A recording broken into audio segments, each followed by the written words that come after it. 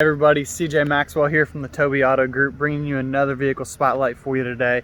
We've actually got a 2021 Jeep Wrangler Unlimited Willys edition. Now this is the Willys, so it does have your off-road wheels and tires there. Willys graphic there on the side, off-road rock sliders. Now it does come with the power retractable hardtop, so your hardtop's here on the sides, power soft top on the top. We'll go on inside and take a look at how that works. You just hit this button right here. You hit it one time and it's auto, it'll retract back for you. You can do this while moving at slow speeds. Great thing about it, it takes you less than 15 seconds and it's all the way back. Not like the normal hard top or soft top. It could take you 5 to 10 minutes to do, depending on how comfortable you are with it.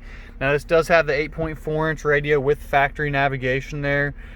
Here, climate control system, power windows, power locks, media center. This is where you can plug in your phone, use your Apple CarPlay or Android Auto.